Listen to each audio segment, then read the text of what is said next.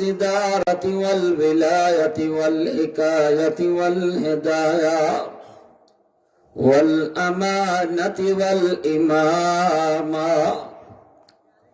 هو عدوة نظمة قدوة رتبة أسوة حسنة صعد إلى سدرة المنتهى في ليلة المعراج في ليلة المعراج كشف الدجى ثم دنا ثم دنا ثم دنا فتدلى فكان قاب قوسين أو أدنى صلى الله عليه وعلى آله وأصحابه وبارك وسلم تسليما كثيرا كثيرا أما بعد فأعوذ بالله من الشيطان الرجيم بسم الله الرحمن الرحيم أن اشكر لي ولوالديك وقال رسول الله صلى الله عليه وسلم ثلاثة دعوات مستجابات لا شك فيه دعوة المظلوم ودعوة المسافر ودعوة الوالد على ولده أو كما قال النبي عليه الصلاة والسلام محبت درود شریف پڑھی اللهم صل على مولانا محمد وعلى آل سيدنا مولانا محمد اللهم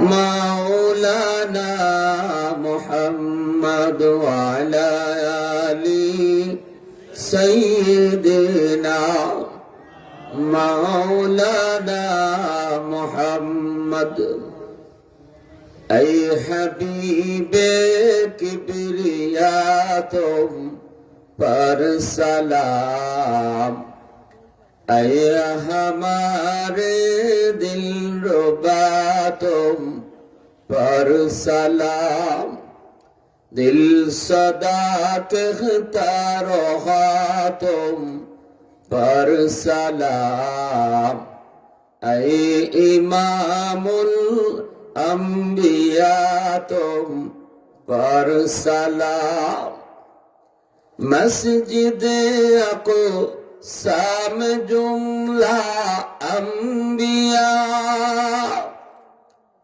مسجد اقصی میں جملہ انبیاء مقتدی تھے اور وہ تم مقتدا مقتدی تھے اور وہ تم مقتدا اے امام الانبیاء تم پر سلام دل صدا کہتا رہا تم پر سلام لا الہ الا اللہ سبحان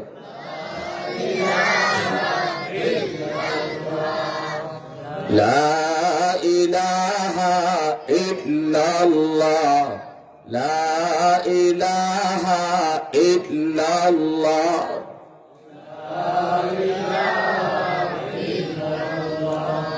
لا ইলাহা ইল্লাল্লাহ হৃদয়ের জানালাটা খুলে দাও না, প্রভুর ডাকে মন সারা দাও না, প্রভুর ডাকে মন সারা দাও না। অসীম ক্ষমতা যার হাতের উপর, যার নামে বয়ে যায় ঝরনা নহর। অসীম ক্ষমতা যার হাতের উপর, যার নামে বয়ে যায় ঝরনা নহর। আল্লাহ আল্লাহ বলে সবে দেওয়ানা, প্রভুর ডাকে মন সারা দাও না, হৃদয়ের জানালাটা খুলে দাও না, প্রভুর ডাকে মন সারা দাও না। আল্লাহ আল্লাহ আল্লাহ আল্লাহ আল্লাহ আল্লাহ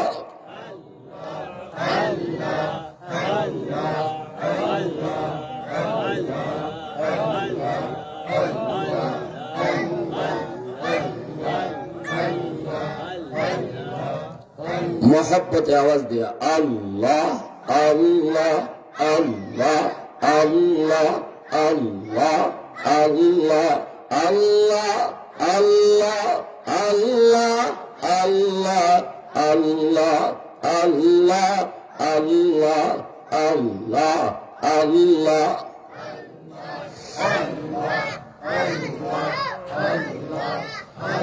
ला इलाहा इल्लल्लाहु मुहम्मदुर रसूलुल्लाह। जुरे सुरे बोली सल्लल्लाहु अलैहि वसल्लम। কচুরকান্দি গ্রামের মুর্দে গানদের ইরসালে সব উপলক্ষে আজকের ওয়াজ মাহফিলের সম্মানিত সদরি জেলা সভাপতি সাহেব, উপস্থিত জাতির বিবেক উলামায়ে কেরাম, অত্র এলাকার মুরব্বিয়ান আযম, কলিজার টুকরো যুবক, পর্দার আড়ালে পর্দানিশীন সম্মানিত মা ও বোনেরা, আল্লাহ পাকের দরবারে হাজারো কোটি শুকর যে মালিক আমাকে আপনাকে এই মুহূর্তে দুনিয়ার সকল ব্যস্ততা থেকে মুক্ত করে শুধুমাত্র কেবলমাত্র আল্লাহ এবং আল্লাহর রাসূলের মহব্বত আর ভালোবাসা অন্তরে নিয়ে কোরআন হাদিসের মাহফিলে আসার বসার আলোচনা শোনার তৌফিক দিয়েছেন। এজন্য সবাই শুকরিয়াতান আওয়াজ করে কালিমাতু শুকুর বলি আলহামদুলিল্লাহ। মুআজ্জাজ হাজিরিন, আমাদের মুর্দেগান আমাদের কাছে কি চায়, তারা আমাদের কাছে কি পাওনা, আমরা তাদের জন্য কি পাঠাবো, এই বিষয় নিয়ে আমি কিছু আলোচনা পেশ করব নবীজির একখান হাদিস শরীফ থেকে। আল্লাহ রসুল কিভাবে মুর্দেগানের জন্য সওয়াব পাঠাইতে বলছেন। মুআজ্জাজ হাজিরিন, নবীজি আমাদের মডেল। আমরা আমাদের জীবনের প্রতিটা কাজ রসুল যেভাবে করছেন সেভাবেই করব ইনশাআল্লাহ। আল্লাহ রসুল তার উম্মতের জন্য নমুনা। আল্লাহ বলেন, লাকাদ মান্নাল্লাহু আলাল মুমিনিন ইয বাআসা ফীহিম রাসূলাম মিনহুম। হে মুমিন, তোমাদেরকে আমি আল্লাহ যত নিয়ামত দিয়েছি, সকল নিয়ামতের মধ্যে সবচেয়ে বড় নিয়ামত হলো আমি আমার রসুলকে তোমাদের মাঝে পাঠাইছি। আমরা যে নবীকে পাইছি, রসুলকে পাইছি, এটা হলো সবচেয়ে বড় নিয়ামত। আল্লাহর দেওয়া যত নিয়ামত আছে এর মাঝে এই চোখ দুইটা পাইছি, এটাও বড় নিয়ামত না? রসুলকে পাওয়া এটা বড় নিয়ামত। জবান আছে আমার, এটাও বড় নিয়ামত না? এর চেয়ে বড় নিয়ামত রসুলকে পাওয়া। হায়াত নিয়ে বাইচে আছি এখনো, এটাও বড় নিয়ামত না, এর চেয়ে বড় নিয়ামত রসুলকে পাওয়া। সুবহানাল্লাহ। কারণ আমার এই চোখ, আমার এই জবান, আমার এই দেহ, আমার এই প্রাণ কোন কাজে লাগাইলে জান্নাতি হবে আর কোন পথে হাঁটলে জাহান্নামী হবে, এটা আমরা রসুল না পাইলে জানতাম না। আমার চোখ জাহান্নামে যাইত, আমার হাত জাহান্নামে যাইত, আমরা পথই পাইতাম না। কোন পথে আমার চোখ লাগাবো, কোন পথে হাত লাগাবো, কোন কাজে আমার মেধা ব্যয় করবো, এটা আমরা বুঝতাম না। না বুঝার কারণে জাহান্নামী হতাম। এজন্য আল্লাহ কয়, তোমার চোখ পাওয়া বড় নিয়ামত না, ওই চোখটা কোন পথে চালাইলে তুমি জান্নাতে যাবা, এই জিনিসটা আমার রসুল আয়া শিখাইছে। সুবহানাল্লাহ। এই জন্য আমার রসুলকে পাওয়া সবচেয়ে বড় নিয়ামত। ঠিক কিনা ভাই? হ্যাঁ। নামাজের কিবলা খানায় কাবা, ভালো করে মনে রাখবেন। নামাজের কিবলা খানায় কাবা, আর আমার আপনার জীবনের কিবলা মুহাম্মদুর রাসূলুল্লাহ। আমি জীবন কোন পথে কাটাবো, আমার প্রতিটা কাজ আমি কোন নমুনায় করব, এই ব্যাপারে আমার সামনে নমুনা আমার রসুল। রসুলের গোটা জিন্দিগি আমার জীবনের কাবা, আর নামাজের কাবা, নামাজের কিবলা খানায় কাবা। সুবহানাল্লাহ। এই নবীর উসিলায় আমরাও দামি হয়ে গেছি, এই নবীর উসিলায় আমরাও দামি। নবী সকল নবীর শ্রেষ্ঠ নবী, আর আমরা উম্মত সকল উম্মতের মাঝে শ্রেষ্ঠ উম্মত। রাসূল হলেন সকল নবীর মাঝে শ্রেষ্ঠ নবী, ইমামুল মুরসালিন, সকল নবীদের ইমাম আমার আপনার নবী। মসজিদে আকসা, ওই যে বর্তমানে ফিলিস্তিনে মসজিদ বাইতুল মুকাদ্দাস, এই মসজিদ ইহুদিদের দখলে, সুলাইমান আলাইহিস সালাম মসজিদ বানাইছেন। এই মসজিদ এখানেই মেরাজের রজনীতে আল্লাহ সকল নবীরে জমা করছেন। আদম থেকে নিয়ে ঈসা নবী পর্যন্ত 100 লক্ষ নবী জমা হয়েছেন। আর আমার আপনার নবীকে আল্লাহ ওখানে হাজির করছেন প্রধান অতিথি বানায়া। রসুল ছিলেন প্রধান অতিথি। তারপরে মসজিদে আকসায় 2 রাকাত নামাজ হয়েছে, রসুল ছিলেন ইমাম, আর সব নবী রসুলের পিছনে ছিলেন মুক্তাদি। সুবহানাল্লাহ। আল্লাহ একবার বাস্তব দেখাইছেন, আমার হাবিব তোমাদের ইমাম। जो नबियों का नबी हो, जो रसूलों का रसूल हो, যিনি সকল নবী গণের নবী, যিনি সকল রাসূল গণের রাসূল। মূসা নবী একদিন বলে, মালিক তুকাল্লিমু মাই হাল তুকাল্লিমু আহাদান গায়রি।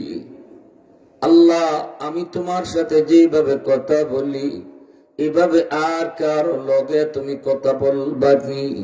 মূসা নবীর উপাধি হলো কালিমুল্লাহ। জমিনে বৈশা মূসা নবী কথা বলতেন, আল্লাহর সাথে কথা বলছেন 4000 বার। মূসা নবী একদিন কয়, মালিক আমি যেভাবে তোমার লগে কথা কই, এভাবে আর কেউ কথা কইবনি। আল্লাহ পাক তখন কয়, মূসা তুমি আমার সাথে কথা বলো, মাঝখানে কিন্তু পর্দা আছে। অদূর ভবিষ্যতে জমিনে একদল উম্মত আসবে, যে উম্মত আমি আল্লাহর সাথে জমিনে বৈশা কথা বলবে, অথচ মাঝখানে কোনো পর্দা থাকবে না। লাইসা বাইনি ওয়া বাইনাহুম হিজাব। ওই উম্মত আমার লগে কথা বলবে, মাঝখানে পর্দা না। এইবার আল্লাহ পাক রব্বুল আমিন এই কথা বলা মাত্রই মূসা নবী ডাক দেয়া কয়, মালিক তুমি এটা কি শুনাইছো গো? ও মালিক, এরা কোন উম্মত? একটু জানতে বড় মন চায়, কোন উম্মত এত ভাগ্যবান যারা আল্লাহর সাথে কথা বলবে অথচ মাঝখানে কোনো পর্দা থাকবে না। তখন আল্লাহ পাক কয়, মূসা এরা হলো আমার বন্ধুর উম্মত, উম্মতে মুহাম্মদ, উম্মতে আহমদ। আওয়াজ দেয়া কও না সুবহানাল্লাহ। মূসা নবী তখন কয়, মালিক আমি তো তোমার সাথে কথা বলি তোর পাহাড়ে আইসা, কিন্তু ওরা কোন পাহাড়ে যায় কথা কইব, কোন পর্বতে যায় ওরা কথা কইব? আল্লাহ পাক তখন বলতেছে, মূসা এরা কোনো পাহাড়ে পর্বতে আসতে হবে না। যখনই আমার বন্ধুর উম্মত নামাজে দাঁড়াইব তখনই আমার লগে কথা শুরু হইব। তাহলে নামাজের লগে আল্লাহ কথা কয়, পর্দা ছাড়া নামাজের সাথে আল্লাহ কথা বলে। আল্লাহ পাক আর নামাজের মাঝখানে কোনো পর্দা থাকে না। সুবহানাল্লাহ বলেন। এজন্য রাসূল বলেছেন, মুসাল্লি ইউনাজি রাব্বা, নামাজি নামাজে দাঁড়ায় আল্লাহর সাথে কথা কয়। নামাজি কার সাথে কথা কয়? জোরে কোন? আল্লাহর সাথে। মুসানবী আল্লাহ, অত দামি উম্মতেরা, আমি মুসা কথা বলি অথচ পর্দা আছে, আর উম্মত হইয়া কথা কইব পর্দা ছাড়া। আল্লাহ এই উম্মত আমারে দিল। আল্লাহ এখন মুসা এর আমার বন্ধুর উম্মত, আর এই উম্মত দামি হইছে আমার বন্ধুর খাতিরে। সুবহানাল্লাহ বলে বলে, এই উম্মতের এত দাম হইছে এটা আমার বন্ধুর খাতিরে, তোমারে দিব কেমনে? মুসা নবী কয়, আল্লাহ তাইলে আমার নবুয়তি লাগতো না, আমার এই উম্মত বানাই দিল। উম্মত হয়ে যদি তোমার সাথে কথা কই পর্দা ছাড়া, আর আমি নবী হইয়া কথা কই পর্দা আছে, তে আমার নবুয়তি লাগতো না, আমার ওই উম্মত বানাই দিল। আল্লাহ মুসা এটাও কইতো না, তুমি আইছো অনেক আগে, আর আমার বন্ধুর উম্মত জমিন আইবারও পরে। এভাবে অনেক নবী বনে ইসরায়েলের এই আবদার করছে, কিন্তু আল্লাহ কারো আবদার কবুল করে না। নবুয়তি চায় না। আল্লাহ নবুয়তি চাই না, যে উম্মতের এত দাম তাদের নবীর উসিলায় ওই নবীর উম্মত আমারে বানিয়ে দিলাও। আল্লাহ কারো আবদার কবুল করে নেই, কিন্তু একজন নবীর আবদার আল্লাহ কবুল করে ফেলছে। একজন নবীর দরখাস্ত কবুল করছে, তিনি বনি ইসরায়েলের পয়গম্বর। আল বেদায়া ওয়ান নিহায়া কিতাবের ভিতরে লিখেন, সেই পয়গম্বরের নাম হলো পয়গম্বর দানিয়াল আলাইহিস সালাম। কি আবদার করছেন আর কি আল্লাহ কবুল করছে, এটা শুনবার ইচ্ছা কার কার আছে? একটু হাত উঠে আল্লাহরে দেখান। আল্লাহ কবুল করো, সবাই বলেন আমিন। আরো বলে আমিন। আমার বাইরা পুঙ্গুর যুবক, পয়গম্বর দানিয়াল কয়, মালিক এমন কোন আবদার আমি করবো না গো, যে আবদার তুমি কবুল করবা না। অসংখ্য অগণিত নবী তোমার কাছে আবদার করেছে, তুমি কারো কোনো আবদার কবুল করো নাই। আমি এমন কোন আবদারও করব না, তবে এমন একটা দরখাস্ত করব যেটা তুমি কবুল করতে পারো। আল্লাহ কয়, বলো দেখি, শুনি। পয়গম্বর দানিয়াল কয়, মালিক ওই নবীর উম্মত আমারে বানায় দেয়া দেও, এই আবদার আমি করি না, করব না। কারণ তুমি এই আবদার নাকচ করে দিয়েছো। তবে তোমার কাছে আমার একটা দরখাস্ত, আমার মরণের পর আমার দেহটারে তুমি হেফাজত করে রাখো, আমার দেহটারে তুমি সংরক্ষিত করে রাখো। যত বছর লাগে লাগুক, তোমার কুদরতে আমার দেহটারে তুমি সংরক্ষণ করে রেখে দিও। আর ওই নবীর কোন উম্মতের হাতে আমার কাফন দাফন জানাজা পড়াইও।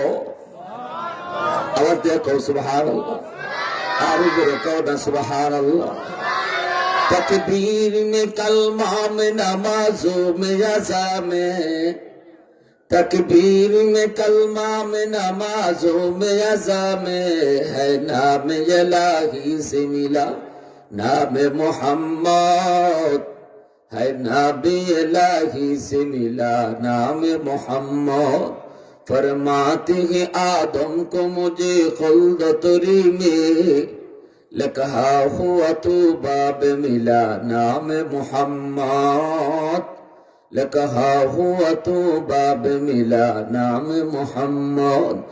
महबूब ने कहा सल्ले अला नाम मोहम्मद, आंखों की जिया दिल की जिला नाम मोहम्मद, आंखों की जिया दिल की जिला नाम मोहम्मद। आवाज देखो अल्हम्दुलिल्लाह, আরো জোরে কও আল্লাহু আকবার। আল্লাহ পাক রব্বুল আলামিন বলতেছে, পয়গম্বর তোমার এই আবদারটা আমি কবুল করলাম। পয়গম্বর দানিয়ালের এই দরখাস্ত আল্লাহ কবুল করেছেন। নবীজি এই ভবিষ্যৎবাণী সাহাবীদেরকে শোনাইছেন। আল্লাহর নবী বলে, সাহাবীরা শোনো, আমার একজন কোন সাহাবীর হাতে পয়গম্বর দানিয়াল আলাইহিস সালামের কাফন দাফন জানাজা হবে, কিন্তু সে নাম রসুল কয় না, আল্লাহ নবী শুধু দূর কইছেন ইরাক বিজয় হবে, আমার একজন সাহাবীর হাতে ইরাক বিজয় হবে। এই ইরাকের রাজধানী রাজ দরবারে খাস কামরার ভিতরে পয়গম্বর দানিয়ালের দেহটাকে ইনি পাবে এবং ওনার হাতে কাফন দাফন জানাজা হবে। কিন্তু সে কে, কোন সাহাবী? আল্লাহ রসুল নাম কোন নাই, নবীজি নাম কোন নাই, আল্লাহ নবী ভবিষ্যৎবাণী রসুল তিনি ব্যক্ত করে গেছেন। সাহাবায়ে কেরাম তারা সবাই এই কথাটা শুনছেন। আল্লাহর নবী দুনিয়া থেকে বিদায় নিয়েছেন। খলিফাতুল মুসলিমিন হলেন আবু বকর সিদ্দিক, সিদ্দিক আকবর তিনিও বিদায় নিলেন। খলিফাতুল মুসলিমিন হলেন হযরত ওমর ফারুক রাদিয়াল্লাহু তাআলা আনহু। হযরত ওমর ফারুক রাদিয়াল্লাহু তাআলা আনহুর জামানায় ইরাক বিজয় হলো আবু মুসা আশআরী রাদিয়াল্লাহু তাআলা আনহুর হাতে। আবু মুসা আশআরী রাদিয়াল্লাহু তাআলা আনহু বলেন, আমি যখন ইরাক বিজয় করেছি তখন নবীর সেই কথাটা আমার কানে বাজে। আমি খুঁজতেছি রাজদরবারের ভিতরে আমি পয়গম্বর দানিয়ালের দেহ মুবারক খুঁজতেছি পাগলের মতো। কারণ আমার নবীর কথা কখনো মিথ্যা হতে পারে, আমার নবীর ভবিষ্যৎবাণী মিথ্যা হতে পারে না। কারণ রসুল নিজের থেকে কিছুই করেন না, রসুল যা করেন তার পক্ষ থেকে, আল্লাহর পক্ষ থেকে রসুল বলেন। অতএব আমার নবীর কথা মিথ্যা হতে পারে না। পয়গম্বর দানিয়ালের দেহ অবশ্যই ইরাকের রাজদরবারে কোনো খাস কামরায় রয়েছে।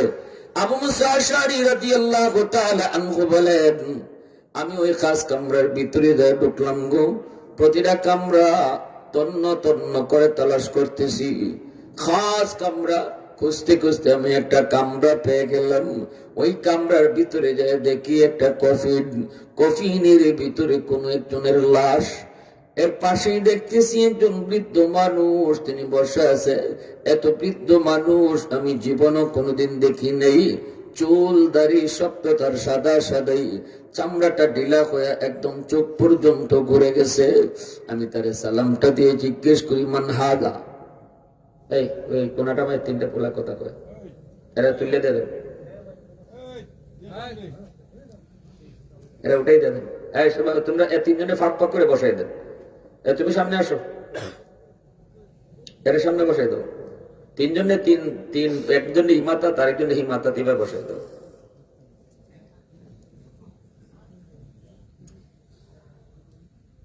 আবু মুসা আশআরী রাদিয়াল্লাহু তাআলা আনহু বলেন, আমি ওই বৃদ্ধ মানুষটারে সালাম দিয়ে জিজ্ঞেস করতেছি, মান হাদা? এই কফিনটা কার? এই দেহটা কার? তখনই ওই বৃদ্ধ মানুষটা জবাব দিয়ে কয়, হাদা পয়গম্বর দানিয়াল। আল্লাহু আকবার। ওই বৃদ্ধ মানুষটা যখনই কয় এটা পয়গম্বর দানিয়াল আলাইহিস সালামের দেহ, তখন আমি এত খুশি হয়েছি, আমি জীবনে কোনোদিন এত খুশি হই নাই। কারণ আমি একমাত্র নবীর উম্মত যে জীবনে দুইজন নবীর চেহারা দেখছে।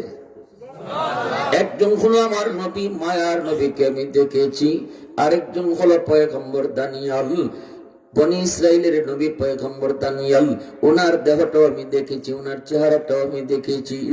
আমি এই মুহূর্তে এত খুশি হয়েছি, জীবনে এত খুশি আর কখনো হই নাই গো। হযরত ওমর ফারুক রাদিয়াল্লাহু তাআলা আনহুর কাছে খবর পাঠালাম, বলেন এখন কি করব? হযরত ওমর বলেন, দেরি করো না, তাড়াতাড়ি করে কবর দিয়ে ফেলো, জানাজা পড়া, নইলে মানুষে এসে ভিড় করবে। ভাইরা বন্ধুরা জন্য বলতেছিলাম, যুবক তোমার আমার মর্যাদা দাম আমি নিজে জানি না।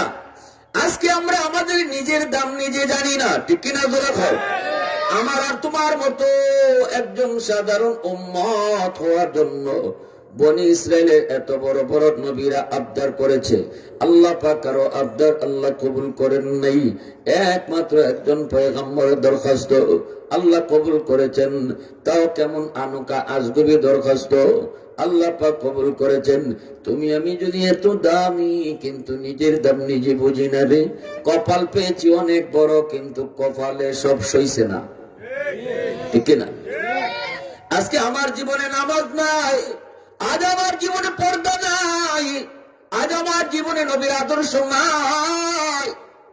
অথচ নবীর এত বড় উম্মত, এত দামি উম্মত, তুমি আপনি কেমনে আমার রাসূলকে শিখায় গেছেন? শোনো, মায়ার নবী দয়ার নবীর কাছে একজন মদিনার একজন যুবক রাসূলের সামনে এসে হাজির, কাঁদতেছে আর বলতেছে, ইয়া রাসূলুল্লাহ, আমি বড় পেরেশান, কান্না আমার থামে না গো নবী।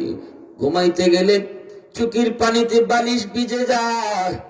ইয়া রাসূলুল্লাহ, আমার একটু সান্ত্বনা দেন। আল্লাহ নবী কই বলতেছে, কি পেরেশানি তোমার আগে শোনাও।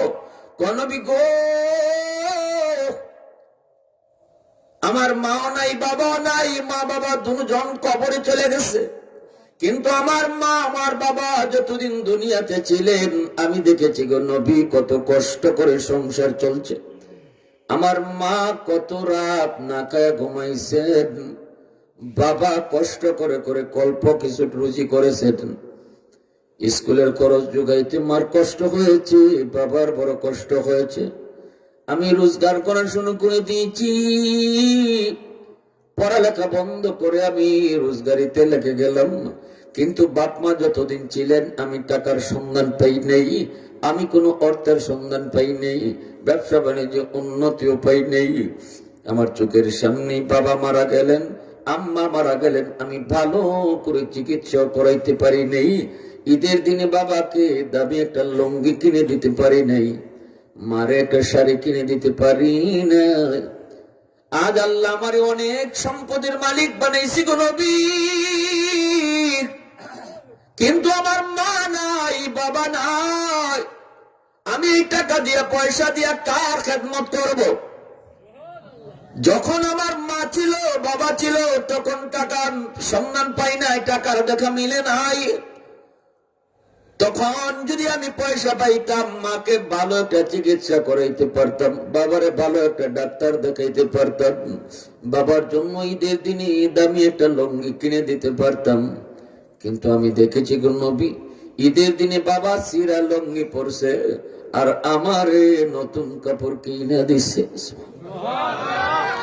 ওগো নবীজি, আজকে আমি টাকার বালিশ বানিয়ে ঘুমাই, আজ আমার টাকার অভাব নাই, কিন্তু এই পয়সা দিয়ে আমি কার খেদমত করব? রাতে ঘুমাইতে গেলে আমার ঘুম আসে না, চোখের পানিতে বালিশ ভিজে যায়। নবী গো, আমি আপনার কাছে জানতে চাই, এই টাকা দিয়ে পয়সা দিয়ে আমি আমার আব্বা আম্মার খেদমত করার সুযোগ আছে? যদিও আমার মা বাবা কবরে শুয়ে রয়েছি, তবু তাদের জন্য কিছু পাঠাইবার আমার আসেনি। রসুল বলে, যুবক কান্দো না, মার কথা বাবার কথা কইয়া কান্দো না। তুমি তো মা বাবা দুজন পাইছো, বাবারে বাবা কইয়া ডাকছো, কিন্তু আমি রসুল তো জীবনে আব্বা কইয়া ডাক দিতে পারি নাই। আব্বু ডাকের ভিতরে কত মজা আমি নবী জানি না, জানি না। বাবা ডাকের ভিতরে কত মজা আমি রসুল জানি না রে যুবক। অথবা আমারে আর কান্দেও না, আমারে কান্দেও না, কান্দেও না। তবে আমি তোমারে কই, 5টা কাম যদি করো, তাহলে এখনো তোমার মা বাবা কবরে শুয়ে শুয়ে তোমার খেদমত পাইতে থাকবে। 5টা কাজ যদি তুমি করো, কবরে শুয়ে শুয়ে তোমার মা তোমার বাবা তোমার খেদমত পাইতে থাকবে। এই বইলা মায়ের নবী তিনি ওয়াজটা শুরু করে দিয়েছেন। একজন যুবককে সামনে রেখে রসুল চোখের পানি ধরে রসুল কান্দে আর ওয়াজ করে। আল্লাহর নবীর সামনে একজন শ্রোতা, আর নবী হলেন বক্তা, বক্তাও একজন, শ্রোতাও একজন। আল্লাহু আকবার। এজন্য মাহফিলের সফলতা লক্ষ লক্ষ মানুষ নয়, মাহফিলের সফলতা হলো একজন মানুষও যদি আমলের নিয়তে কথাগুলা লইয়া যায়, তাহলে মাহফিল সার্থক। যদি তার জীবনে পরিবর্তন নিয়ে আসে, ভুল থেকে ফিরে আসে, সঠিক পথে চলার নিয়ত করে ফেলে, তাহলে আমাদের আশাটাও সার্থক, আপনাদের বসাটাও সার্থক, আয়োজনকারীদের আয়োজন করাটাও সার্থক। আল্লাহু আকবার বলা কও। প্রশংসা করব কার? আরো জোরে কও না কার? ওয়াহদাত কি হিফাজত নেহি বেকুওয়াত বাজু, ওয়াহদাত কি হিফাজত নেহি বেকুওয়াত বাজু, आती नहीं कुछ काम हाक ले खुदा दाद, आती नहीं कुछ काम हाक ले खुदा दाद। ऐ मर्द खुदा तुझको कुव्वत नहीं हासिल, जा बैठ किसी गार में अल्लाह को कर याद।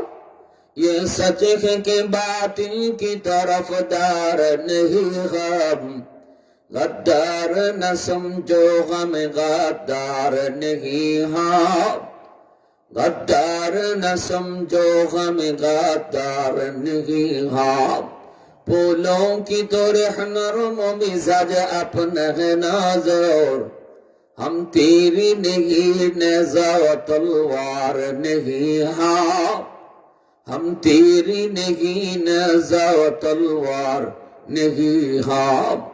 আবারও মুসলমানের আওয়াজ কো আল্লাহু আকবার।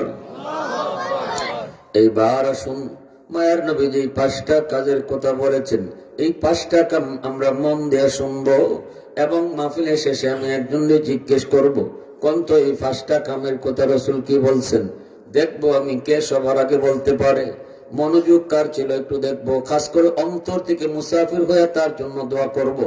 খেয়াল করে শুনবেন, সিরিয়াল ঠিক রাখবেন, সিরিয়াল ঠিক রাখবেন। রাসূল বলতেছেন 1 নাম্বার আসসালাতু লাহুমা, রাসূল বলেন 1 নাম্বার, আরবি আপনাদের বলতে হবে না। রাসূল বলেন 1 নাম্বার হলো বাপ মার জন্য তুমি বেশি বেশি করে দোয়া করো, যে দোয়াটা আল্লাহ কোরআনের মধ্যে শিখাইছেন, রব্বির হামহুমা কামা রব্বায়ানি সগীরা। এই দোয়াটা আমরা সবাই জানিনি, হ্যাঁ? নামাজের ভিতরে শুধু নয়, নামাজের বাহিরেও এই দোয়াটা করব। এই দোয়ার অর্থ হলো, আল্লাহ পাক বলতেছে, ও দুনিয়ার সন্তানের দল, তোমরা যারা মার জন্য দোয়া করতে চাও, বাবার জন্য কিছু পাঠাইতে চাও, মার জন্য বাবার জন্য যারা দোয়া করবা, দোয়া আমি আল্লাহ শিখাইতেছি। দোয়া তো কবুল করেন কে? যিনি দোয়া কবুল করবেন, ইনি যদি দোয়া শিখায় দেয়, তাহলে বোঝা গেল এভাবে দোয়া করলে ইনি কবুল করব 100%। ফ্যাক্টরির মালিক যদি চাকরি দেয়, হাজারো মানুষজন চাকরির জন্য আবেদন করলো, একজনকে মালিকে যদি যায় কয় আমার কাছে কেমনে দরখাস্ত লিখতে হয়, আমি তোমার দরখাস্ত শিখায় দেই, মালিক যদি দরখাস্ত শিখায় দেয়, তাহলে বোঝা গেল আর কারো চাকরি হোক না হোক, তার চাকরিটা হবে 100% শিওর। এজন্য আল্লাহ পাক রব্বুল আলামিন কয়, তোমরা যারা মার জন্য বাবার জন্য দোয়া করবা, মার জন্য বাবার জন্য দোয়া করবা, কবরে পাঠানোর জন্য, খেদমত পৌঁছানোর জন্য দোয়া আমি আল্লাহ শিখাই দিতেছি। আমি যেভাবে বলি এইভাবে তোমরা দোয়া কইরো। এই কইয়া আল্লাহ পাক কয়, বন্ধু উম্মতকে শিখায় দাও কি, রাব্বির হামহুমা কামা রাব্বায়ানি সগীরা। এর অর্থ হলো, আল্লাহ কয়, বান্দা তুই যখন মার জন্য বাবার জন্য দোয়া করবা, কেমনে দোয়া করবা জানোনি? তুমি কই, আল্লাহ আমার আম্মা আব্বার উপরে তুমি রহম করো, আমার আব্বা আম্মারে তুমি মায়া করো, যেভাবে শিশুকালে আমারে আমার বাপ মায় মায়া করছে। সুবহানাল্লাহ জোরে কও। আল্লাহ পাক কয়, বান্দা তুই জানোস না শিশুকালে তোর মা তোর বাবা তোর জন্য কি করেছে রে? এই খবর তো তোর নাই। তুই তো বড় হয়ে গেছো, এখন তুমি বড় বেটা, এখন তুমি বড় ব্যবসায়ী, এখন তুমি চেয়ারম্যান, এখন তুমি মেম্বার, এখন তুমি এমপি, তোমার তো এই খবর নেই শিশুকালে মা বাবা তোমার জন্য কি করেছে। অসুস্থ হয়েছ, গভীর রাত, বাবা পাগলের মতো তোমাকে নিয়ে দৌড় দিছে সিলেট ডাক্তারের কাছে যাওয়ার জন্য। গাড়ি পাবে কি পাবে না এই চিন্তা মাথায় ছিল না। পাগলের মতো বাবা তোমাকে নিয়ে দৌড় দিল। অসুস্থ হয়েছ, মা মাথার পাশে দাঁড়া দাঁড়া সারা রাত তোমার মাথার পাশে দাঁড়া ছিল। আল্লাহর কাছে হাত উঠে উঠে শুধু কইছে, মালিক আমার হায়াতটা আমি আমার সন্তানকে দিয়া দিলাম। আল্লাহ বিম্মার হায়াত তুমি লয়ে যাও, তবু আমার মানিকের হায়াত তুমি বাড়ায় দাও। আল্লাহ আমার হায়াত তুমি লয়ে যাও, আমি বাবার হায়াত তুমি লয়ে যাও, তবু আমার সন্তানের হায়াত তুমি বাড়ায় দাও। আল্লাহকে বান্দা এই আওয়াজটা তোর মনে নেই, কিন্তু এখনো আমি আল্লাহর এই কথাটা মনে আছে। এজন্য তুই যখন মার জন্য বাবার জন্য দোয়া করবি, শিশুকালের কথাটা আমি আল্লাহর ইয়াদ করাই দিস। আল্লাহু আকবার রাখো। আমি আল্লাহ তুই ইয়াদ আছে, আমার তুই ইয়াদ আছে বান্দা, আমি তোরে ইয়াদ করাই দিতেছি। ভাইরা বন্ধুরা জন্য মনে রাখো যুবক, সাবধান মনে রাখো শিশুকালটা যে বাপ মা কেমনে সন্তানের লালন পালন করছে। 100 বার না 200 বারও যদি সন্তান দিন পায়খানা করে, প্রতিবার মা পায়খানা পরিষ্কার করেছে। ভালো করে মা জানে সারাদিনে অনেকবার পায়খানা করব, কোন মা এই কথা কয় না একবারই পরিষ্কার করবো নে, বারবার পরিষ্কার করে লাভ নাই। মা দরদি, মা দরদি, মা দরদি সন্তানের জন্য বারবার পরিষ্কার করেছে। পায়রা বন্ধুরা আল্লাহ পাক কয় বান্দারে তোর ওই মা যদি তোর প্রতি এতটা দরদি হয়, আমি আল্লাহ তোর প্রতি আরো 1000 গুণ বেশি দরদি। এজন্য তুইও গুনাহ কইরা যতবার তওবা করবে ততবারই আমি আল্লাহ তোর এই গুনাহ আর নাপাকটা পরিষ্কার করব। একবারও আমি আল্লাহ কইমু না, আরো যখন তুই গুনাহ করবি তাহলে একবারে তওবা কবুল করবো না। আল্লাহ কই না এমন আমি কই না, যতবার তুমি তওবা করো ততবারই তোমারে পরিষ্কার করি। আওয়াজ দিয়ে করো না সুবহানাল্লাহ। এজন্য আল্লাহ পাকের নাম হলো তাওয়াব। বারবার বারবার বারবার যিনি তওবা কবুল করে, বান্দা যতবার তওবা করবে আল্লাহ ততবার তওবা কবুল করে। আল্লাহু আকবার জোরে করো। এজন্য ভাইরা বন্ধুরা আল্লাহ পাক কয় মায়ের নবী দর নবী ওই যুবককে সামনে নিয়ে রাসূল বলতেছে, যুবক 1 নাম্বার কাম হলো তুমি তোমার মার জন্য দোয়া করবা, শিশুকালের কথাটা আল্লাহকে ইয়াদ করাই দিবা। ওই দিন আমি পত্রিকার মধ্যে পড়েছি এক বিশ্ব মা দিবস একটা ঘটনা লিখছে একজন সন্তান নাম পরিচয় না দিয়ে সে লেখছে তার জীবনের কাহিনী। সে কয় আমি দেখেছি গো সন্তান, কয় আমি যখন একটু বুঝ হওয়ার পরে দেখলাম আমার আব্বা নাই, অর্থাৎ আমার আব্বা আমার জন্মের কিছুদিন পর মারা গেছেন। আমি দেখলাম আমার মার একটা চোখও নাই। মা আমার স্কুলে ভর্তি করলো, মানুষের বাড়িতে কাম করে করে মা আমারে পড়ালেখা করে। মা স্কুলে আমারে দেখতে যায়, চোখ নাই, গর্ত হয়ে আছে, দেখলে বড় ডর লাগে, চোখের দিকে তাকাইলে ডর লাগে। আমার ক্লাসমেটরা কয় তোর আম্মার স্কুলে আইতে না করবি, আমাদের দেখলে ভয় লাগে। মারে আমি কইলাম মা তুমি স্কুলে যাও না। মা কই বাজান জন্মের কিছুদিন পর তোর আব্বা মারা যাওয়ার কারণে আমার আব্বা আম্মা ভাই বোনাই আমার অন্যত্র বিয়ে দিতে চেয়েছে, কিন্তু আমি কইছি আল্লাহ আমার একটা মানিক দিয়েছে, আমি আমার মানিকের চেহারা দেখা স্বামীর বাড়িতে জীবন কাটিয়ে দিব, আমি দ্বিতীয়বার বিয়ে বসবো না।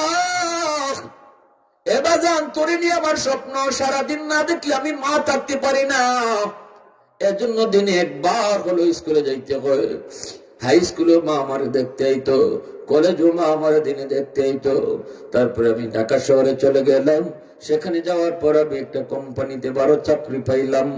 সেই চাকরির সুবাদে একটা সুন্দরী মেয়ের সাথে আমার পরিচয় হলো। এই সুন্দরী মেয়েকে আমি বিয়ে করে ঢাকা শহরে বাসা নিয়ে থাকতে শুরু করলাম। আমি কত বড় নালায়েক, মাকে আমার বিয়ার খবরটা পর্যন্ত আমি দেই নাই। এলাকার মানুষেরা কয় ভাইরে তুই কি বাড়িতে যাবি না? কয় না, মার চোখ যদি দেখে আমার বউ ভয় পাবে, এজন্য গ্রামে বউ নিয়ে আসবে না। তুই কি দেখতে যাবে না? কয় না। এইদিকে দুঃখিনী মা শহর থেকে কেউ আসলে পরে খবর নিত, তোমরা আমার মানিকরে এক নজর দেখছো নিগু?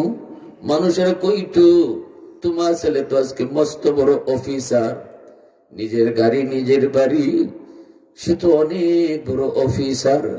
মা মানুষের মুখ থেকে সন্তানের কথাগুলো শুনতো আর কামতো। বাজান রে কেমনি ভুলে গেলি দুঃখিনী মারে, তুই কেমনি ভুলে গেলি?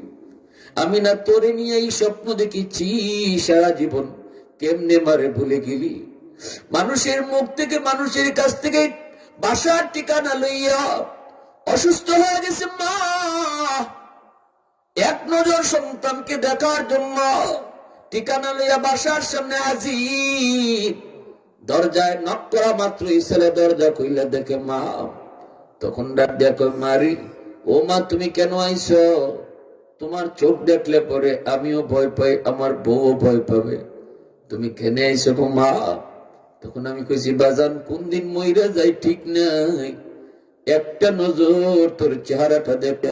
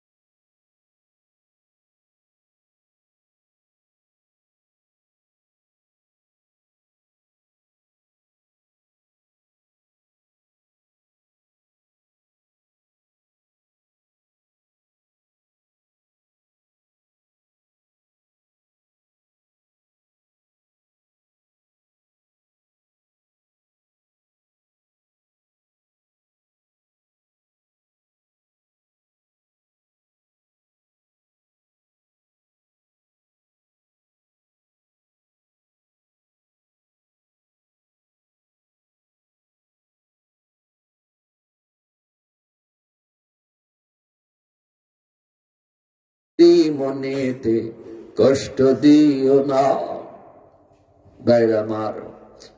এরপরে সন্তান মায়ের ডাক দেখো বাজান আমি থাকতে আসি না, ও বাজান আমি থাকতে আসি নাই, এক নজর শুধু দেখতে আসি। ভালো থাক বাবা, বউ নিয়ে সুন্দরে শান্তিতে দেখো মা, দোয়া করি। এই বইলা মা আবার চলে এসেছে, চোখের পানিটা মহিষা মহিষা, চোখের পানিটা মহিষা মহিষা মা আবার চলে এসেছে। ওই যে কলিজা ব্যথা পাইছে, সেই ব্যথা থেকে বিছানায় পড়ে গেছে। বাড়িতে এসে সোজা বিছানায়, এই বিছানা থেকে আর উঠে নাই, ওই জায়গায় পড়লো আর উঠে না। বেশ কিছুদিন পর গ্রামের বাড়িতে, তার পাশের গ্রামে একটা অনুষ্ঠান, ওই অনুষ্ঠানে আইছে। অনুষ্ঠানে আসে মনে মনে ভাবতেছে কয়ে নিজের গ্রামটা তো পাশের গ্রাম, মারে একটু দেখে যাই। আইছে দেখার জন্য, আইসা দেখে দরজা লাগানো। মা কয়ে ডাক দেয়, কেউ দরজা খুলে না গো। অনেকক্ষণ ডাকাডাকির পর একজন মহিলা দরজা খুলছে। কে তুমি? আপনি কে? আমি বাড়ির মালিক। কো তাহলে আপনি বুঝি বাড়ির মালিক? হ। তাহলে আমি আপনার সম্পর্কের দুঃসম্পর্ক একজন ফুফাতো বোন। কি হয়েছে একটু কও, কি হয়েছে একটু কও। আমার মামি এক সপ্তাহ আগে দুনিয়া থেকে বিদায় নিয়ে চলে গেছে। যাবার সময় আপনার কথা বারবার শুধু কইছে, আমার মানিককে এক নজর দেখাইবানি, একটা নজর আমার দেখাইবানি। কিন্তু আমরা আপনার ঠিকানা পাবো কই? আপনার কাছে কে খবর নিয়ে যাবে? কেউ আপনাকে খবর দিতে পারেনি।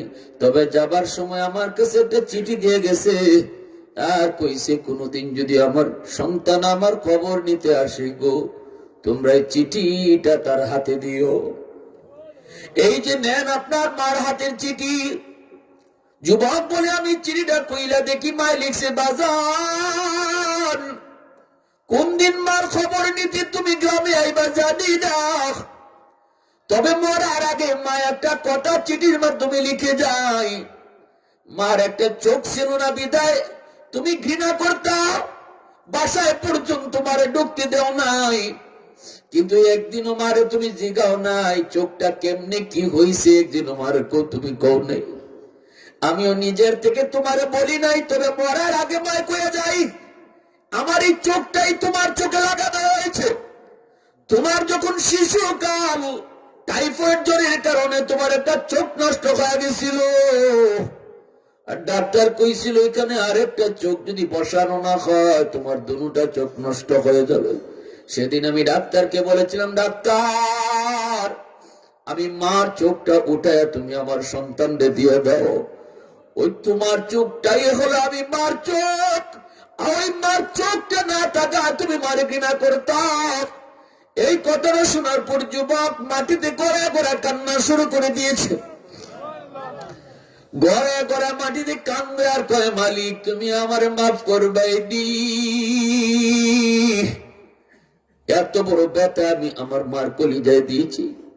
এজন্য আমার রাসূল কয় যুবক, এক নাম্বার হলো মার জন্য বেশি বেশি করে দোয়া করবা, যে দোয়াটা আল্লাহ নিজে শিখাইছে। দুই নাম্বার হলো ওয়াল ইস্তিগফারু লাহুমা, বাপ মার জন্য মুর্দেগানের জন্য বেশি বেশি করে তুমি খরচ করবা।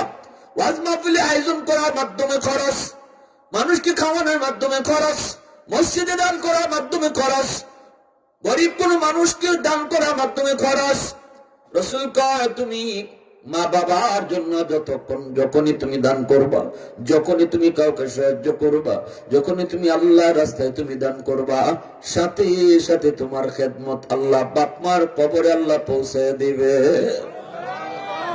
তিন নম্বরে রাসূল বলেন ইনফাযু আদিহিমা মিন বাদিহিমা, মায়া নবী বলেন তিন নম্বর হলো মা বাবার কাছে যদি কোনো মানুষের পাওনা থাকে পাওনা তুমি পরিশোধ করো। কোন মানুষের পাওনা যদি থাকে, বাবার কাছে কোন মানুষের পাওনা ছিল, এই পাওনাটা তুমি পরিশোধ করো।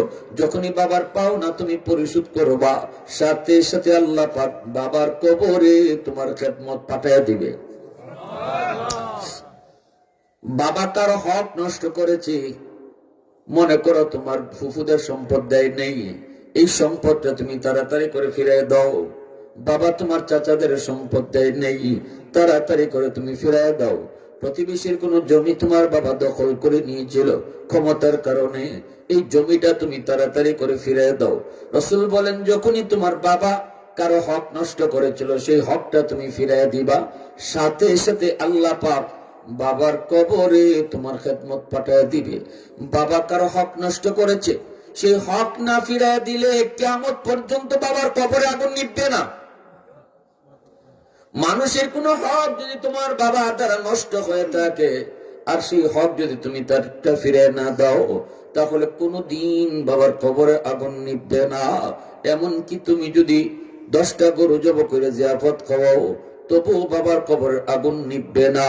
কারণ প্রতিবেশীর জমি তোমার বাবা দখল করে রাখছিল, তোমার ফুফুদের সম্পদ না দিয়ে সে খাইতেছে, তোমার ছোট চাচারে সে ঠকাইছে।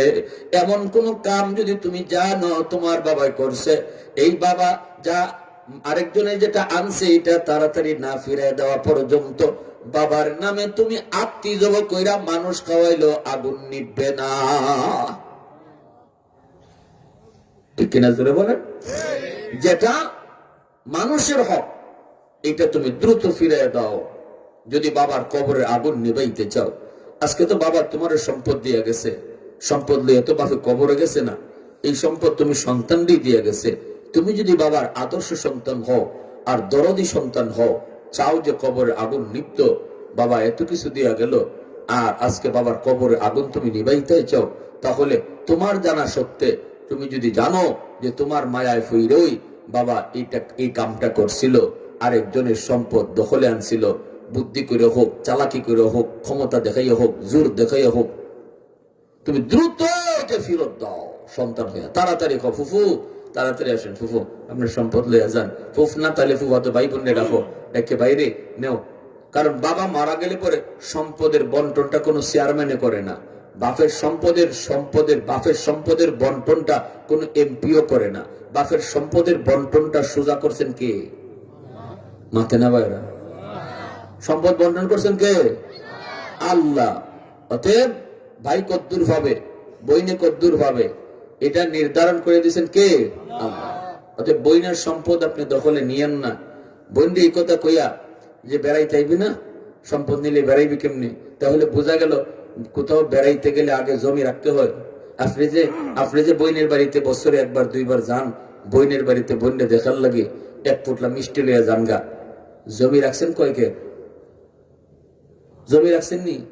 দুস্থের বাড়িতে বেড়ানি যায়, বেড়াইতে গেলে কি আগে জমি রাখুন লাগে নাকি? রাখুন না কেন? তাইলে যে সমস্ত ভাইয়েরা বোনদেরকে এই কথা কয় তুই যে বাবার সম্পদ নিয়ে যাইবি, তুই কি বেড়াইতে আইবি না, এটা বহুত বড় বাটফারি, এটা বহুত বড় বাটফারি। ভালো করে ইয়াদ রাখবেন। আবার কিছু ভাই আছে হুজুর নেয় না তো বইনে, বইনে নেয় না, আপনি দেওয়ার মতো দিলে নিল নেই, আপনি অর্ধেক দিবেন, এক হাত দিয়ে করবেন নিবে নিবে নিবে, আর এখান থেকে নিবে আর বাম হাতে টানে। তো বইনি এটা বুঝে না, বইনি এটা বুঝে তো, বইনি বুঝে তো। আমার ভাই তো মন করলে দিতেছে না। বাড়ির কাছ থেকে যদি নিয়ে যাই গা, যাই মুখ বেড়ানির জায়গা তো আমার বাইর বাড়ি ওই বছরে একবার যদি ভাই না আনে তাইলে তো, কারণ মেয়েরা বাপ স্বামীর বাড়ি যতই থাকুক, যত সম্পত্তি থাকুক, বাপের বাড়ি গরিব হইল ই মায়া কোনদিন অন্তর থেকে বলতে পারে না। বুড়া বসে আমার শাশুড়ি কখনো বাপের বাড়ি যাবার লাগে পাগল, বুড়ো গেছেন 80 বছর, বাপের বাড়ির কথা শুনলে পরে কি ভাই না আমি চা খাই না বাজের সময়, আমি কইছি নি চা দিন আমারে। এই কথা হইলো যে মহিলারা কখনো কখনো এই কথা কয় না যে বাপের বাড়ি মায়া বলতে পারে না। এজন্য আপনি দেওয়ার সময় এইভাবে দেন, তুমি নিলে নিবা না নিলে নাই। এই যে আমার আব্বার সম্পত্তি 5 লাখ টাকা তোমার বাটো করছে, নেও, আতো বুঝে দিয়া দেও।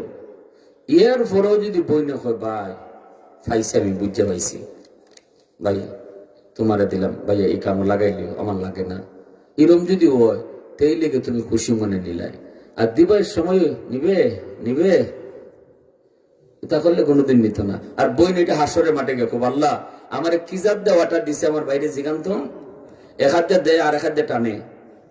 আল্লাহ আমার বাইরে কি জাত দেওয়াটা দিছে একটু জিগান্ত, তখন আল্লাহ খুব দেখি দেওয়ার সময় কি চিত্রটা ছিল, আল্লাহ ভিডিও ছাড়বো। আমরা ভিডিও দেখি না, তখন আল্লাহ ভিডিও ছাড়বো। আল্লাহ খুব এই দেখা তো জমিন হে বন্যে কিবা হাত ছিল, এটা একটু আমি আল্লাহ দেখতাম, তো ভিডিও আকারে আপনার সামনে দেখাইবো, আপনি এক হাতে যে দেই না আর এক হাতে না করুন। কোন কিছু আল্লাহর সামনে গোপন রাখা কোনোদিন সম্ভব না। সাবধান, এই সমস্ত কাজ করবেন না। সম্পদ দিয়ে যাইতেছেন সন্তানরে, এই সন্তানে আপনার এটা তো আদায় নাও করতে পারে, সন্তানের প্রতি, সন্তানের বাবার প্রতি দরদ দিয়ে যদি না দেয় তো সারা জীবন আগুনে জ্বলন লাগবো কবরে। বছরে বছরে সন্তানে মানুষে দেখাইবার লাগে গরু জব করবো 10টা, আর পাবলিক আইয়া কইব মরিচ কম হয়েছে, তেল বেশি হয়েছে, জাল বেশি হয়েছে, আর কবরে আপনার আগুন জ্বলতেছে ঠিকই। আগুন যদি নিবাইতে হয় আল্লাহ রসুল বলে আগে ফাওনা পরিশোধ করো বাপ মার। কষ্ট পাইতেছেন আপনারা? কি ভাই কষ্ট পাইতেছেন? কইবেন হুজুরে ওয়াজ করতেছেন না, আমরা রে কিতা কইতেছে বললাম না। এই কথাগুলো শোনা দরকার আছে না নাই? কারণ এগুলো আমাদের রূপ। বাইটাকে বিদেশ আপনাদের বিশ্বাস করে টাকা দিছে, আর আপনি খারবারটা করছেন কিতা?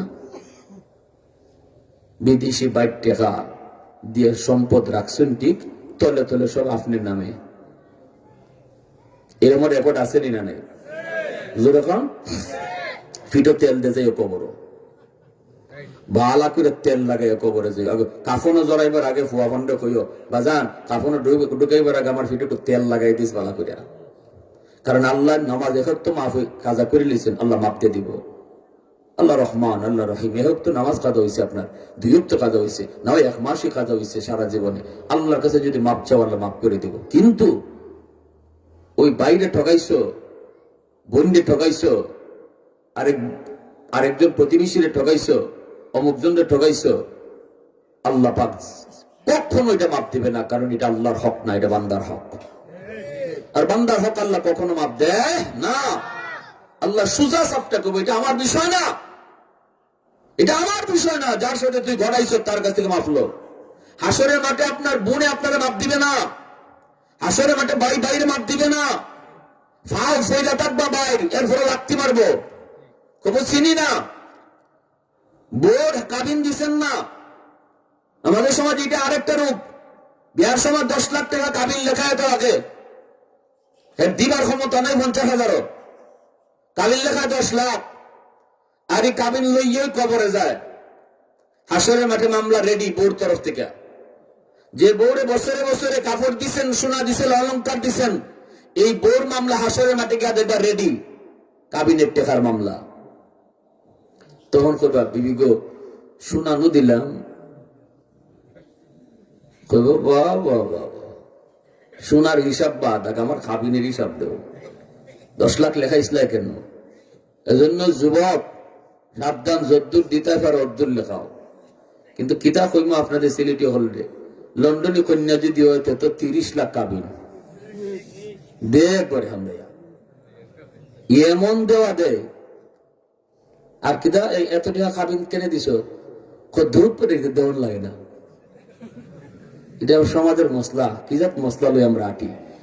এই এত টাকা তুই কাবিন দিছ কেমনে, কাবিন লেখলে কেমনে, তুই দিবে কেমনে, ধূপ করে দেওয়ার লাগে না, খালি লেখলেই চলে। কাবিনের টাকা খালি লেখলেই চলে না, দেওয়ান লাগে। অগলে মাতে না, বোঝা যায় রুগী আছে, অগলে মাতুন না। কাবিনের টাকা লেখন না দেওয়ান, জোরে খাও, লেখন না দেওয়ান, দেওয়ান নাইলে বউর মামলা রেডি।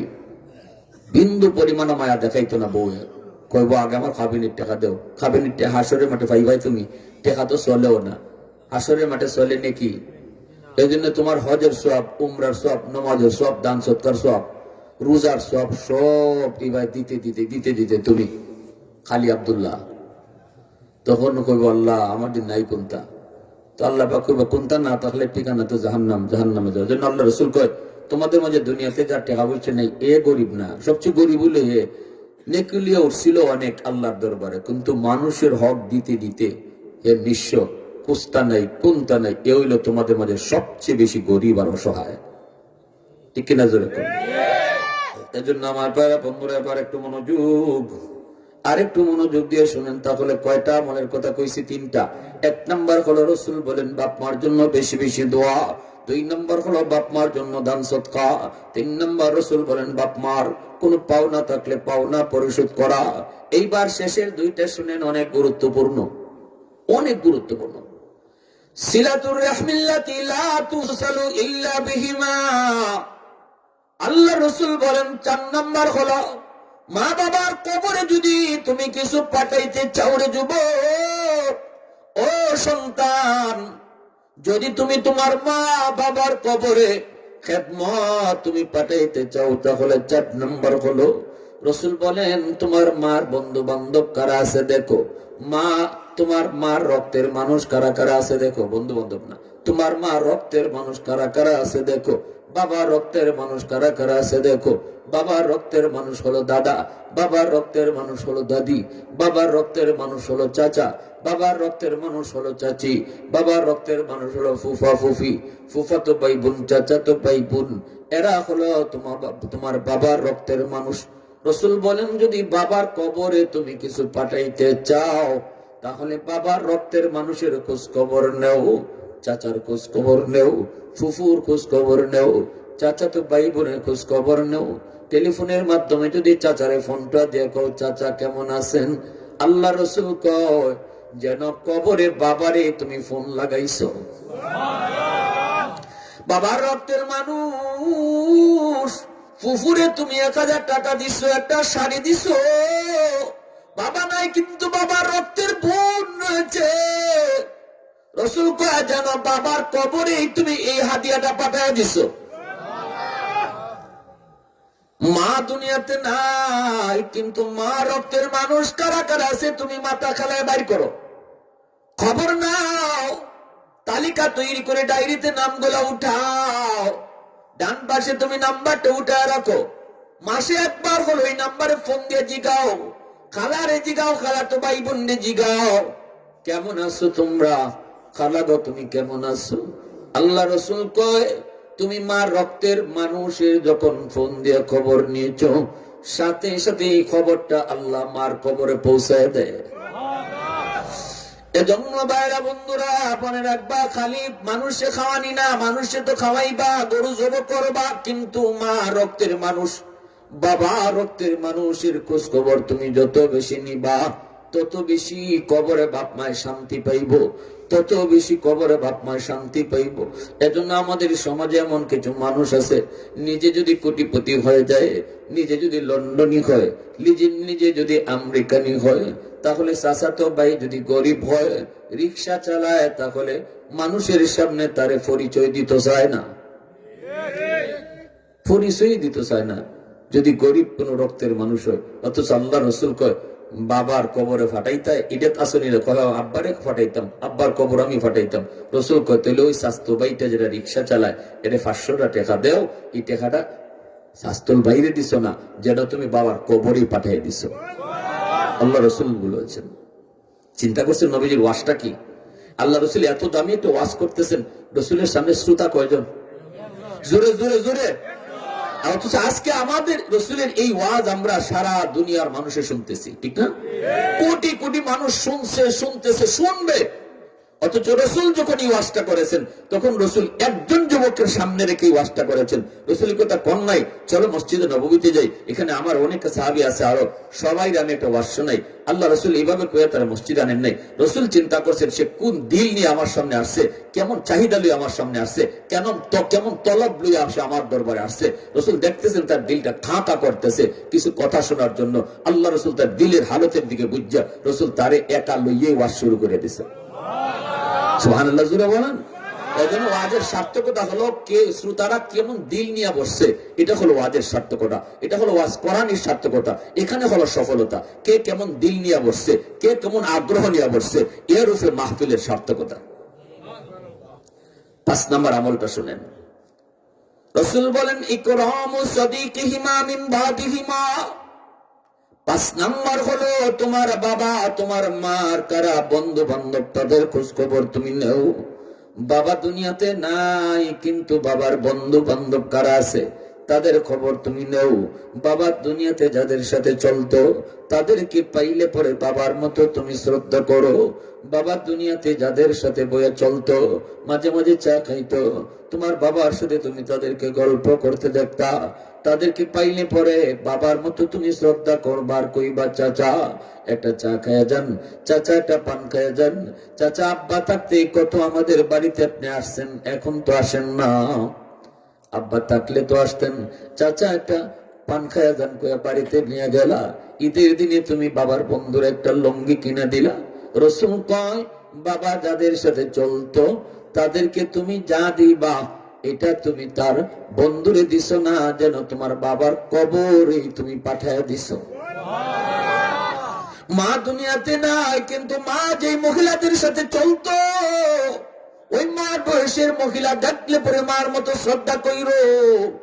মার বয়সের মহিলা দেখলে, বাবার বয়সের পুরুষ দেখলে পরে তাদেরকে বাপ মার মতো তুমি শ্রদ্ধা কইরো, তাহলে তোমার খেদমতটা আল্লাহ বাপ মার কবরে পৌঁছে দিব। এজন্য আম্মা জান আয়েশা সিদ্দিকা রাদিয়াল্লাহু তাআলা আনহা, আল্লাহর নবী আম্মা জান আয়েশা সিদ্দিকা রাদিয়াল্লাহু তাআলা আনহার হুজরায় নবীজি খানা খাইতে বসছেন। অনেকগুলি রুটি রাসূলের সামনে হাজির করা হলো। আম্মা জান মায়ার নবীকে নিয়ে খানা খাইতেছেন। হঠাৎ করে দেখেন নবীজি খানা খাইতে পারেন না। নবীজি চোখ দিয়ে দর দর করে পানি পড়ে, রাসূলের গলাটা যেন শুকিয়ে আসতেছে। আল্লাহর নবীর দেখে আম্মা জান ডাক দিয়া কোন, ইয়া রাসূলুল্লাহ, ওগো নবীজি আপনি কাঁদেন কেন? রাসূল কয় আয়েশা, তোমরা আমার সুখের দিনের স্ত্রী, আর আমার দুঃখের দিনের স্ত্রী ছিল আমার খাদিজা। আমার খাদিজার সামনে আমি এতগুলি রুটি নিয়ে কখনো হাজির হতে পারি নাই গো আয়েশা।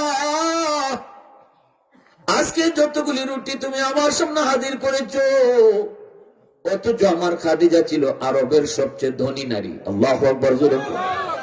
সকল সম্পদ তিনি রাসূলের কাছে দিয়ে দিয়েছেন। আল্লাহর নবী এক মুহূর্তের মধ্যে সব সম্পদ মক্কা মদিনায় বন্টন করে দিয়ে দিয়েছেন। আম্মা জান খাদিজাতুল কুবরা রাদিয়াল্লাহু তাআলা আনহা, ইনি শুধু মক্কার ব্যবসায়ী ছিলেন না, আন্তর্জাতিক মানের ব্যবসায়ী ছিলেন। International businessman. ওনার বিভিন্ন দেশে ব্যবসা ছড়ায়, বিভিন্ন দেশ নিয়েছিল ওনার ব্যবসা। মক্কার জমিনে এমন কোন মানুষ নাই ইনার দান খায় নেই, ইনার সদকা খায় নেই। এই আম্মাজান রসুলের কাছে যখন বিয়ের প্রস্তাব দিয়েছেন, রসুল বলেন আমি রাজি আছি, শর্ত আছে। কি শর্ত? রসুলকে আপনার সকল সম্পদ আল্লাহর রাস্তায় দান করে দেওয়া লাগবে। আম্মাজান তিনি তখন বলেন আমি এক পায়ে রাজি। আল্লাহু আকবার। আমি এক পায়ে রাজি, সব সম্পদ আমি দান করে দিব। রসুলকে আমার ভাঙ্গা করে টাকা লাগবে, কয় তাও আমি রাজি। রসুলকে এক বেলা খাবেন আর 3 বেলা খাওয়া যাবে না, একদিন খাবেন 3 দিন উপবাস থাকবেন। আম্মাজান কয় সব শর্ত আমি মানতে রাজি, তবু আপনারে চাই। আল্লাহু আকবার জোরে কও, আরো জোরে কও না আল্লাহু আকবার। ওয়াল্লাইলু মেঘে জুলফে মুহাম্মদ কাতারান্নুম, ওয়াল্লাইলু মেঘে জুলফে মুহাম্মদ কাতারান্নুম, ওয়াশ-শামসু মিন রুখসারায়ে আহমদ কাতারান্নুম, ওয়াল ফজর মেঘে সুবহে রিসালাত কি বেশারত, ওয়াল আসর মেঘে দৌর নবুয়ত কি বেশারত, हर फूल में गैरूए मदीना का तबस्सुम, शाखों की लचक में बेदकद आका का तकल्लुम, यासीन से मौला ने कभी उनको पुकारा, हामीम कभी और कभी तासीन इशारा। मुसलमाনের আওয়াজে কও আল্লাহু আকবার। আম্মাজান যখন রাসূলকে জিজ্ঞেস করেন ইয়া রাসূলুল্লাহ আপনি কাঁদেন কেন? নবীজি তখন বলেন আয়েশা এক আমার খাদিজার কথা মনে পড়ে গেছে। তখনই রাসূল কয় আয়েশা আমার খাদিজার একটা রুটি দিয়ে আসো। আম্মাজান বলি ইয়া রাসূলুল্লাহ আপনার খাদিজা তো কবরে শুয়ে রইছে, রুটি কেমনে দিমু? সুবহানাল্লাহ জোরে বলেন। প্রশ্নটা কি বুঝছেন? রাসূলকে আমার খাদিজার একটা রুটি দিয়ে আসো। আম্মাজান বলে আপনার খাদিজা তো কবরে, রুটি খাওয়ামো কেমনে? আম্মাজান খাদিজাতুল কুবরার কবর কোথায়? মক্কা শরীফের কবরস্থান জান্নাতুল মুআল্লা, মদিনার জান্নাতুল বাকি। মদিনা শরীফের জান্নাতুল বাকিতে প্রায় 10,000 সাহাবী শুয়ে আছেন। এখানে সবারই কবর, আম্মাজানরারও কবর, কিন্তু একমাত্র রাসূলের বিবি আম্মাজান খাদিজাতুল কুবরা রাদিয়াল্লাহু তাআলা আনহা, এই ইসলাম সারা বিশ্বে প্রচার প্রসারের পিছনে যার সবচেয়ে বেশি অবদান, ওনার কবর জান্নাতুল মুআল্লায় মক্কা শরীফের কবরস্থানে। আমি গেছি সেখানে দেখলাম ওনার কবরের পাশেই রাসূলের চাচা আবু তালিবের কবরও। আবু তালিব তো কালেমা পড়ে মুসলমান হন নাই, কিন্তু রাসূলকে অনেক সহযোগিতা করেছেন, মায়া করেছেন। যতদিন তিনি ছিলেন রাসূলের গায়ে টোকা দেওয়ার সাহস মক্কার কোনো বেঈমানে করে নেই, এতটা সাপোর্ট করেছেন। আবু তালিবের কবরও এই মক্কা শরীফের কবরস্থানে, আর এর পাশেই আম্মাজান খাদিজাতুল কুবরা রাদিয়াল্লাহু তাআলা আনহা শুয়ে আছেন। আমার এখনো মনে পড়ে একটা ঘটনা। আমি যখন কবরটা জিয়ারত করতেছি, আমার এক বন্ধু সে বলতেছে কার কবর? তো আমি বললাম যে আম্মাজান খাদিজা রাদিয়াল্লাহু তাআলা আনহা, কুবরা কই নেই, খাদিজা রাদিয়াল্লাহু তাআলা আনহা শুধু কইছি এতটুকু। তো আমার পাশে একজন সৌদি মতু আমার আরবিতে জিজ্ঞেস করতেছে কি কইছো? আমি কইছি হযরত খাদিজা রাদিয়াল্লাহু তাআলা আনহা। তখন কইতেছে তুমি খাদিজা বললা, শুধু কুবরা কেন বলো নাই? কুবরা মানে মহিয়সী নারী। আল্লাহু আকবার জোরে বলো। মহিয়সী, মহান, মহান যেটা আমরা বলি না, মহান বীর, মহান নেতা। তুমি এই আম্মাজানের নামের শেষে কুবরা কেন বলো নাই? তুমি আলেম না? আমি বলছি জি। তুমি ভুল কেন করেছো? আমি তার কাছে সরি বলতে বাধ্য হয়েছি। সেদিন থেকে আজ পর্যন্ত আমার এই কথা কানে বাজে। কেন সে বলেছিল? তখন ইতিহাস পড়ি, নিজেও তখন ভাবছি, দেখছি, পড়ছি আর শুনছি, আম্মাজানের জীবনী পড়ছি আর চোখ দিয়ে পানি এসে এই নারীটার নামের পিছনে কে আছে এমন যে কুবরা লাগাবে না? কার এত সাহস কুবরা লাগাবে না? মহিয়সী নারী, মহান নারী কে বলবে না এমন যে তার জীবনী জানে? আল্লাহু আকবার জোরে বলেন। সুবহানাল্লাহ ওয়া বিহামদিহি সুবহানাল্লাহ আযীম। তখন যেই মাত্র আল্লাহ রাসূল বলছেন আমার খাদিজার একটা রুটি দিয়ে আসো, আম্মাজান বলে উনি তো কবরে, কেমনে রুটি দিব? রসুল বলে আয়েশা জানো না আমার খাদিজার বান্ধবী নাফিসা দুনিয়াতে জীবিত আছে, নাফিসার একটা রুটি খাওয়াইলেই আমার খাদিজার রুটি খাওয়ানো হয়ে যায়। সুবহানাল্লাহ জোরে বলেন। এজন্যই বলছি বাবা দুনিয়াতে নাই, মা দুনিয়াতে নাই। আজকে আপনাদের মুর্দেগান ইসালে সব উপলক্ষে মাহফিল। এই মুর্দে কবরস্থানে কতজনের মা কতজনের বাবা শুয়ে রয়েছে, হ্যাঁ, কতজনে আপন প্রিয়জন শুয়ে রয়েছে, তাদের জন্য আমরা কি পাঠাবো? এই 5টা আমল পারবেন একজনের বই কইতে? সবার আগে একজন দাঁড়ান তো দেখি এই 5টা আমলকে। মাশাআল্লাহ, দাঁড়ান দাঁড়ান। কি নাম? আলাউর রহমান। মাশাআল্লাহ, বলেন 1 নাম্বার। বাপ মার লাগে বেশি বেশি দোয়া করা। মাশাআল্লাহ। 2 নাম্বার, বাপ মার নামে দান সদকা করা। মাশাআল্লাহ। 3 নাম্বার, পাওনা থাকলে পাওনা পরিশোধ করা। মাশাআল্লাহ। 4 নাম্বার,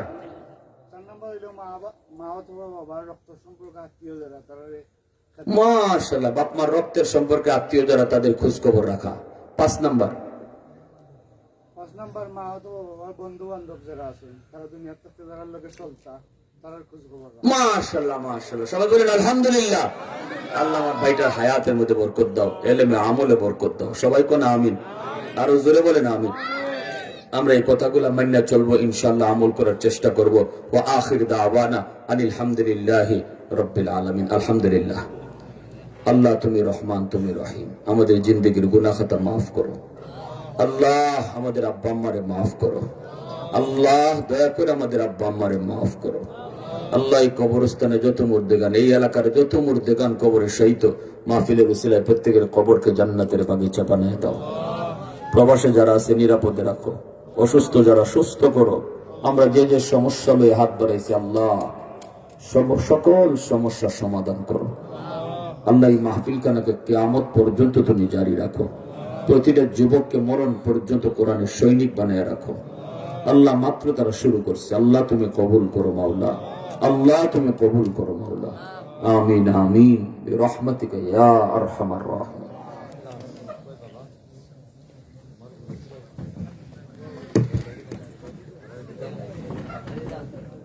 অসংখ্য মোবারকবাদ। আজকের প্রধান মেহমান হযরত মাওলানা মুফতি নাসিরউদ্দিন আনসারী সাহেব।